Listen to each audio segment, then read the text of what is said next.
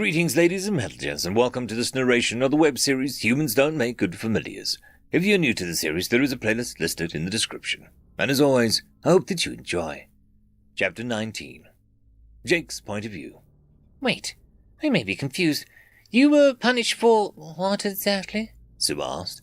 It was morning now, and I had gone back to Atmosia pretty early in the morning to talk to Suma about what happened. I was sitting in a vine chair in our squad's room, and she was perched on a metal bar nearby. I wasn't punished. I was just questioned. But if they can prove I did something, which I didn't, then I will be arrested. They think I was money laundering, or hiding taxes maybe. Really, I was a bit lost during the whole thing, I explained. Why do they not simply... Oh, right. For a moment I forgot your people cannot do magic. Suma shook her head and ruffled her feathers, like she was chastising herself for forgetting.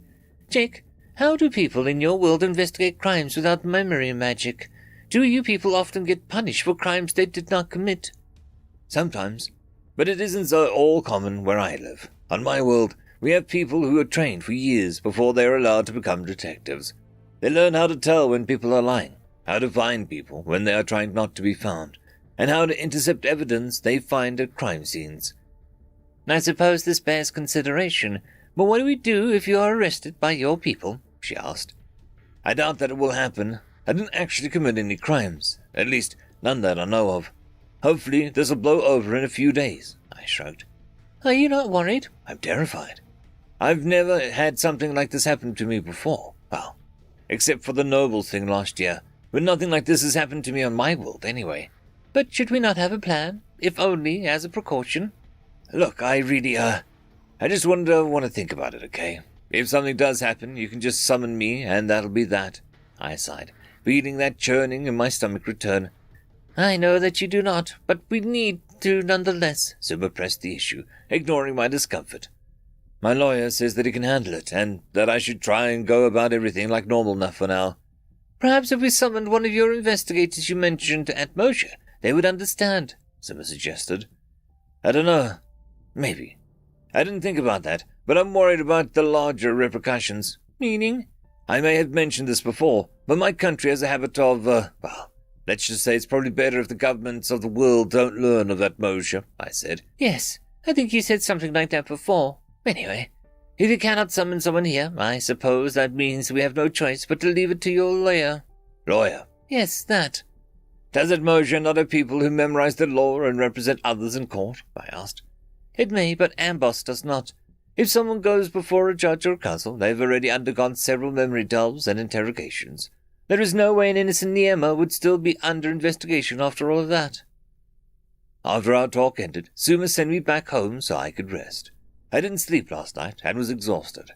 I fell face first down on my bed with a thump and was out in just a few minutes. I didn't dream. Instead, it was like closing my eyes and opening them again. But a lot of time passed between it. I guess I was too stressed to dream. I woke up just in time to grab a snack before Suma summoned me for our daily training. Now that I was able to participate, I was getting a lot of good experience. After that was my magic classes. I'd been practicing my activation speed. I was standing in a room on a base. It was mostly made of grey stone, and the instructor who had been teaching me was perched on some vines about 2 meters away to my right. He was guiding me through magic activation exercises. You are doing much better now, Jake, he said. I would say that your activation speed is on the level of a standard Niema child. In truth, my spell activation speed is a lot faster, but I was learning a technique that merged my original style with what I learned at boot camp. It was supposed to help me maintain power while still being able to activate spells quickly. That's why I was so slow. I almost can't believe children can do it. It's taken me weeks just to get this far. It comes more natural for Niema, I suppose. Well, not every child will grow up to use magic regularly. We're all taught at least some. He raised his wings and cast a spell that formed a few targets from some of the vines scattered around the ground. Try using what you've learned and cast this nature spell. I nodded my head and started. Vines, I said, and the vines rose from the ground. I was imagining moving a cellular structure at first, but realized I was overthinking it and settled for just picturing them moving. Great, now use them to attack the target, he said. I imagined them moving like bullwhips, and one by one they cracked and popped, leaving huge gashes on them and the targets alike. "How was that?" I asked. "It was great. You even used the lashing technique. Have you seen it done somewhere before?" "Yeah, kinda." "Well, that is good. I was worried it would take a while to teach you that." He flew up and landed beside the now ripped targets to examine them. "You have improved quite a bit since you first started. In the basics, at least." "I always heard that the basics were the most important part." "Indeed, especially where magic is concerned." He stopped looking at the vines and turned to me. "All in all, I would say that you're about 3 times as fast at activation as you used to be." "So, I've gotten stronger?" "No, just faster. I might get scared if you got any stronger." He chuckled for a second.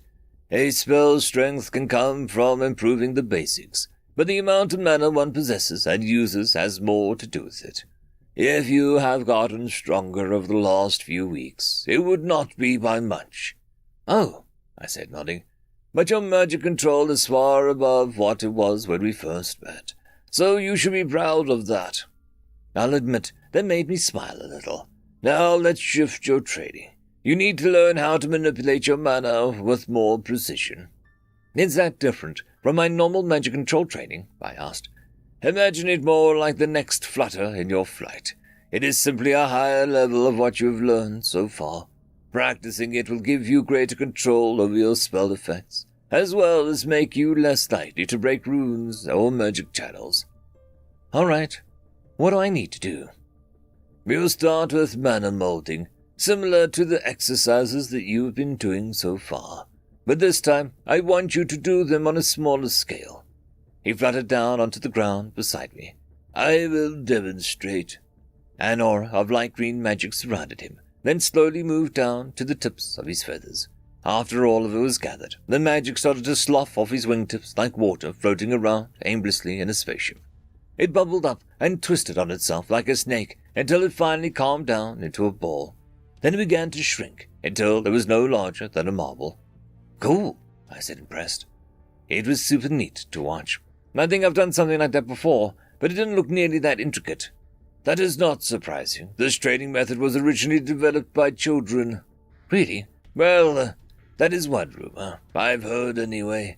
Apparently a few gifted children created the technique to help them with their magic classes many years ago, and some of the adults started doing it after the children improved to a remarkable amount and quite quickly." "By kids for kids, huh? Good for them." "Indeed. Anyway, it is your turn." My instructor said and returned to his perch, letting the magical marble dissipate. The first part was pretty straightforward, and was similar to the body enhancement spell I learned during boot camp from Zuma. Manipulating the magic afterwards was a bit harder. I managed to do it, but it took me way longer than my instructor. "How was that?" I asked, still concentrating on keeping the little marble still between my hands. "Very good. Now just 100 more times." "Can I ask you something?" He nodded his head. "I know you said that this could be useful for my runes and improving my control, but I feel like I have pretty good control of my spells already. Is there anything else it can do?" "Ah, so you feel like this practice technique may not be worth your time, then?" he asked, sounding rather smug, like he knew something I didn't. I don't know. Maybe," I said, unsure. "From what I've heard of your bout with the lieutenant, you nearly killed her several times because you lacked the necessary control," he said. 100 more times. Yes, sir." Suma's point of view. "I see. So, Sentinel is under investigation. This is inconvenient," Lieutenant Datu said. "Yes, ma'am. I was wondering, would it be possible to secure the room on base Jake was originally offered?" I asked. "So he wants to start living here, then? I have no issues with him getting his own room. He's rather large, after all. When did he come to this decision?" she asked. "Actually, ma'am, he does not know that I'm asking about this. I was simply wondering if it was possible. I plan to bring it up with him later, if you would be willing to accept," I explained. She stayed quiet for a moment, seeming in thought. "Suma, I know your relationship with your familiar is, a strange one compared to most. So I feel as though you should get his consent first. I certainly would not want one of my friends making major decisions for my life without my consultation," she pointed out. "I know, and I will. I just wanted to know whether or not asking for it would be pointless. I feel fairly confident that I could convince him to live here full-time. In fact, until we joined the army, he spent most of his time in Emoja anyway." "I see. Well, if he accepts, I'll make sure the room is secure. But only if he accepts. He may be a familiar, but it is clear that he is no mindless servant or simple beast." She looked at me seriously for a moment, as if she had a question. "Private Suma, Jake is quite powerful." "Yes, ma'am," I acknowledged. "Far more so than you, correct?" "Without a doubt." I nodded my head. Admittedly, it bothered me that Jake was so much stronger than I was, but I realized that my jealousness and envy was not due to his strength, but my annoyance with myself. I needed to get stronger, not to be better than Jake, but to be worthy of flying beside him. "How were you able to... Actually, I do not want to know. If I do not know, then I can deny it." With that, Lieutenant Atahu assured me once again that so long as Jake agreed, then he would have a place to live on base. I left and contacted Jake just after his training classes. I summoned him to my room and decided to have the conversation with him then and there. End of chapter. I would quickly like to thank the T5 channel members and Patreons. Caspar Arnholtz, Cam Maxwell, Lord Azrakal, It's Difficult to Pronounce, Dragzoon WRE, Holly's Sister, Arcadian. Thank you very much.